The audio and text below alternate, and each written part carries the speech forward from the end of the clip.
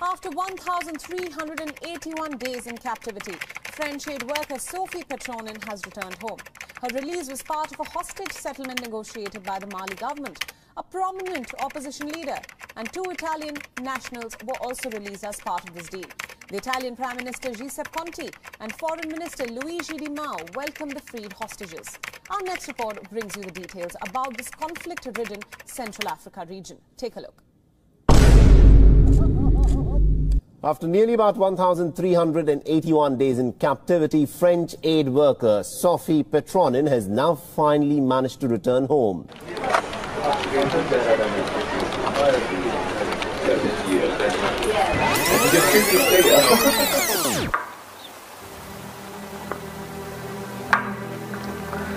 Assalamualaikum my good friends, channel bermanfaat selalu setiap saat insyaallah. Alhamdulillahilladzi hadana li hadza wa ma kunna linahtadiya laula an hadana Allah. Wassalatu wassalamu ala nabiyyina Muhammad sallallahu alaihi wasallam wa ashabi Rasulillah ajma'in birahmatika ya arhamar rahimin. Amma ba'du, rabbi shrah li sadri wa yassir li amri wahlul 'uqdatam min lisani yafqahu qawli. My good friends, kali ini aku pengen cerita tentang sesuatu yang viral pada saat ini, di mana hampir semua negara-negara Islam gelisah dengan statement yang dikeluarkan oleh Presiden Prancis Emmanuel Macron tadi, di mana statementnya itu sangat merugikan umat Islam pada umumnya dan meresahkan sekali. Jadi ada kisah menarik yang terjadi di Prancis, tepatnya terhadap warga mereka yang bekerja sebagai misi kemanusiaan di wilayah Gao Mali Utara. Gao Mali Utara itu salah satu termasuk 8 kota terbesar di Afrika. Nah, ketika itu ada konflik di sana dan banyak negara-negara yang datang ke sana untuk misi kemanusiaan. Nah, salah satunya yang mau aku ceritain ini adalah warga Prancis, wanita yang bernama Sophie Petronin. Beliau diculik 25 Maret lalu dan disandra kurang lebih 4 tahun lamanya dalam misi organisasinya yang membantu anak yatim piatu dari tahun 2015. Nah, 2018 kemarin, dia muncul dalam sebuah video yang diterbitkan oleh penculiknya. Dia sempat terlihat kurus karena ada penyakit kanker dan malaria yang menimpanya. Dalam video tersebut, dia meminta bantuan Presiden Macron, kepada putranya karena ditahan di gurun selama kurang lebih 600 hari tanpa perawatan. Singkat cerita, dia dibebaskan bersama 3 orang lainnya. Salah satunya adalah warga Italia. Kabar ini dikonfirmasi oleh pihak kepresidenan Mali, tepatnya pada hari Kamis 8 Oktober lalu. Nah, setibanya di tanah air, Sophie Petronin ini mengatakan kepada media, dirinya akan berdoa dan mencari berkah kepada Tuhan untuk Mali. Poin dari cerita ini adalah kabar mengejutkan dari dirinya bahwa ternyata dia mengumumkan dirinya dengan jelas dan tegas telah menjadi seorang muslimah. Allahu Akbar, takbir, Allahu Akbar, dan mengganti namanya menjadi Maryam. Masya Allah, semoga Allah membimbingnya. Lalu dia berkata di depan media, sukacita saya hari ini adalah mengetahui bahwa asisten saya dapat bekerja terus tanpa saya. Itu yang pertama. Yang kedua, untuk Mali saya akan berdoa dan meminta berkah dan rahmat kepada Allah Subhanahu wa Ta'ala karena saya seorang muslimah. Itu yang kedua. Dan yang ketiga, Anda semua mengatakan saat ini Sophie, tetapi pada dasarnya Anda memiliki Maryam di depan Anda. Masya Allah. Ini dikutip dari media Prancis Le Point.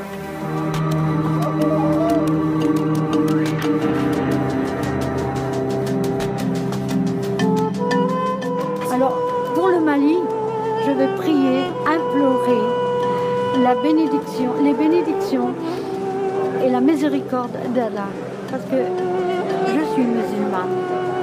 Vous dites Sophie, mais c'est Maryam que vous avez devant vous.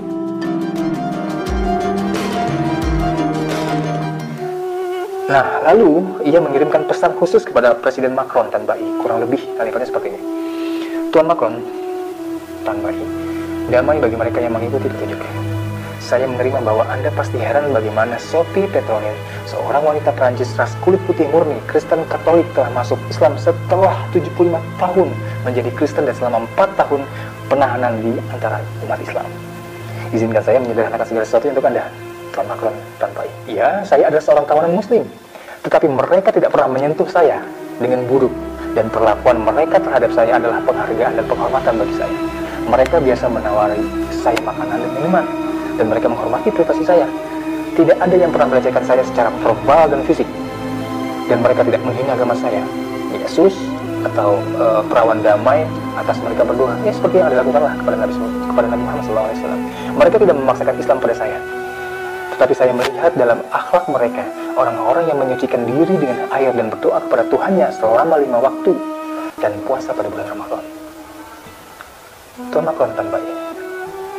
Orang Muslim di Mali memang miskin, ya, dan negara mereka miskin. Tidak ada menara Eiffel, dan mereka tidak tahu parfum. Dan mereka tidak tahu parfum Prancis kita. Tetapi mereka adalah orang yang paling bersih di hari kita, dan hatinya yang paling murni. Ya, mereka tidak memiliki mobil mewah, dan tidak menghuni menara-menara tinggi seperti kita. Tetapi perhatian mereka di atas awan, dan iman mereka lebih tangguh dan lebih kukuh dibandingkan kita. Tuan Makron, tanpa ini, pernahkah Anda mendengar pembacaan Al-Quran dalam hidup Anda saat mereka membaca Al-Quran dalam doa mereka saat fajar dan malam? Betapa indahnya bacaannya, bahkan jika Anda tidak mengerti apa yang mereka lantunkan dan tubuh Anda gemetar saat Anda mendengarkan mereka melantunkan firman Tuhan, karena mereka menghafalnya dengan hati. Kemudian Anda menyadari dalam pikiran bawah sadar Anda bahwa ini bukan ucapan manusia, melainkan melodi surgawi yang turun dari langit. Dan Anda memiliki keinginan yang kuat untuk mengetahui arti dari apa yang mereka nyanyikan saat fajar dan malam hari. Tuan Makron tanpa ini, sudahkah Anda membuat satu sujud dalam hidup Anda untuk Tuhan Anda dan membuat dahi Anda menyentuh tanah dan berbisik kepada Tuhan Anda tentang kekhawatiran Anda dan berterima kasih kepadanya atas berkatnya seperti yang mereka lakukan?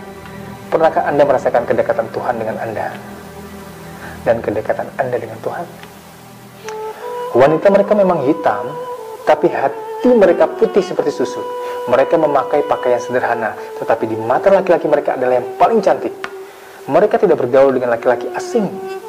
Mereka tidak mengganggunya, dan salah satu dari mereka tidak akan memasukkan seorang laki-laki satupun ke dalam rumahnya tanpa kehadiran suaminya. Mereka tidak minum alkohol. Mereka tidak berjudi, apalagi berzina. Tuan Makron tanpa kaum muslim di sana percaya pada semua nabi, bahkan Nabi Tuhan Yesus yang mereka cintai lebih dari kita. Dan ibunya Mary yang namanya saya gunakan. Anda mungkin bertanya kepada saya bagaimana mereka mencintai Kristus lebih dari kita. Saya akan menjawab Anda, ya, mereka mencintai Tuhan Kristus lebih dari kami karena negara kami menumpahkan darah orang yang tak bersalah dalam nama Kristus. Negara mereka menjadi sunyi dan kekayaan mereka dijarah. Jadi kami menikmati barang-barang dari negara-negara muslim.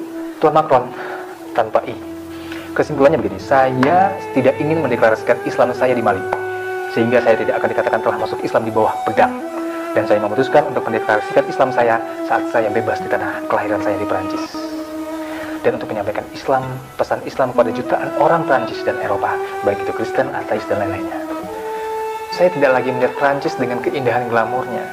Mali yang paling indah dari yang miskin, sederhana. Saya bahkan memutuskan untuk kembali lagi ke sana. Tapi setelah mengajak keluarga dan orang yang saya cintai masuk Islam terlebih dahulu, karena saya ingin mereka merasakan manisnya apa yang telah saya rasakan dari penyembahan kepada satu-satunya Tuhan yang untuknya tiada Tuhan lain selain Dia, yang Maha Pemurah, yang Maha Penyayang. Dan saya ingin mereka kebaikan dunia dan akhirat. Tuan Makron tanpa saya juga mengundang Anda untuk masuk Islam dan mengulang akun Anda dengan agama besar ini, yang merupakan pesan dari semua nabi dan rasul dari zaman Nabi Adam melewati Yesus Kristus dan diakhiri dengan Tuhan dari anak Muhammad sallallahu alaihi wasallam.